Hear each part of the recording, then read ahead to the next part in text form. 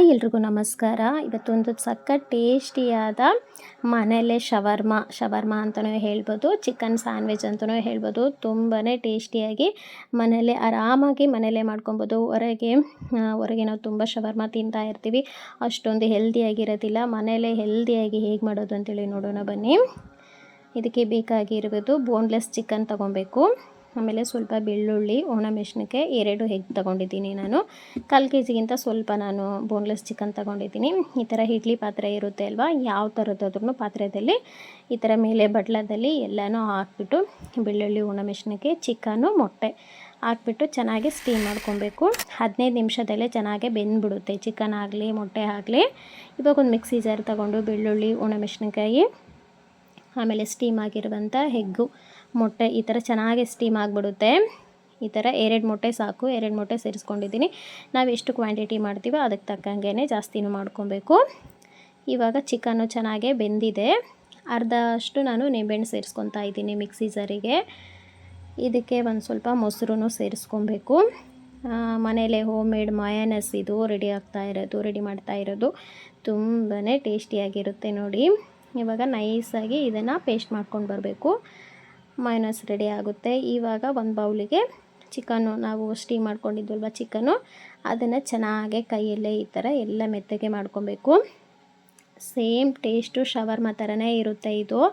ಏನು ಅವರು ಒಂದು ಸ್ವಲ್ಪ ರೋಟಿಯಲ್ಲಿ ಮಾಡಿಕೊಡ್ತಾರೆ, ನಾವು ಬ್ರೆಡ್ಡಲ್ಲಿ ಮಾಡ್ಕೊತಾ ಇದ್ದೀವಿ, ಅಷ್ಟೇ ಡಿಫ್ರೆಂಟು.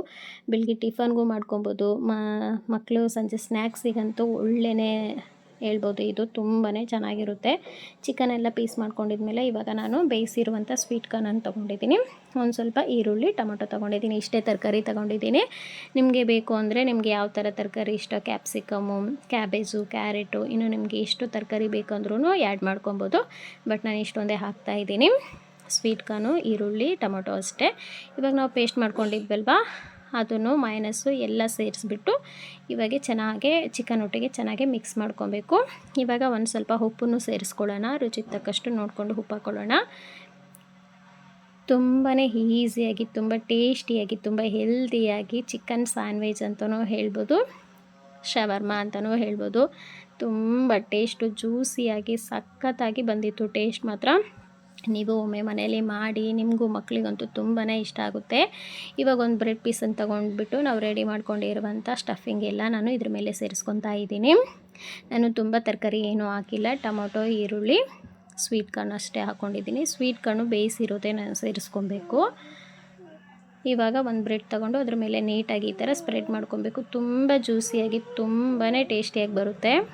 ಇವಾಗ ಇದ್ರ ಮೇಲೆ ಇದು ಆಪ್ಷನು, ಬೇಕಿದ್ದರೆ ಸೇರಿಸ್ಕೊಬೋದು, ಇಲ್ಲಾಂದರೆ ಹಾಗೇ ಮಾಡ್ಕೊಬೋದು.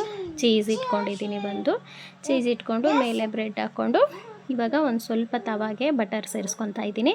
ತುಪ್ಪ ಆದರೂ ಹಾಕ್ಕೊಬೋದು, ಆಮೇಲೆ ಬೆಣ್ಣೆ ಆದರೂ ಎಣ್ಣೆ ಆದರೂ ನಿಮ್ಗೆ ಯಾವ್ದು ಇಷ್ಟ ಆಗುತ್ತೋ ಅದನ್ನು ಸೇರಿಸ್ಕೊಬೋದು. ನಾನು ಒಂದು ಸ್ವಲ್ಪ ಬೆಣ್ಣೆ ಹಾಕ್ಕೊಂಡಿದ್ದೀನಿ. ಬೆಣ್ಣೆ ಹಾಕಿಬಿಟ್ಟು ಚೆನ್ನಾಗಿ 2 ಕಡೆ ರೋಸ್ಟ್ ಮಾಡಿಕೊಂಡ್ರೆ ಆಯಿತು. ಬಿಸಿ ಬಿಸಿಯಾದ ಚಿಕನ್ ಶವರ್ಮ ಇಲ್ಲ ಚಿಕನ್ ಸ್ಯಾಂಡ್ವಿಚ್ ಅಂತಲೂ ಹೇಳ್ಬೋದು. ಟೇಸ್ಟ್ ಅಂತೂ ತುಂಬಾ ಚೆನ್ನಾಗಿರುತ್ತೆ. ಮಕ್ಕಳಿಗಂತೂ ತುಂಬಾ ಇಷ್ಟ ಆಗುತ್ತೆ. ಟೊಮೊಟೊ ಕೆಚಪ್ ಒಟ್ಟಿಗೆ ಸರ್ವ್ ಮಾಡಿಕೊಂಡ್ರೆ ಹೇಳೋಕ್ಕೆ ಆಗಲ್ಲ, ಟೇಸ್ಟ್ ಅಷ್ಟು ಚೆನ್ನಾಗಿರುತ್ತೆ. ನೀವು ಒಂದ್ಸರಿ ಟ್ರೈ ಮಾಡಿ. ನಿಮಗೂ ಇಷ್ಟ ಆಯಿತು ಅಂದರೆ ಕಮೆಂಟ್ ಮಾಡಿ, ಲೈಕ್ ಮಾಡಿ, ಹಾಗೆ ನಿಮ್ಮ ಫ್ಯಾಮಿಲಿ ಫ್ರೆಂಡ್ಸ್ಗೆ ಶೇರ್ ಮಾಡಿ. Thanks for watching video. ಈ ಚಿಕನ್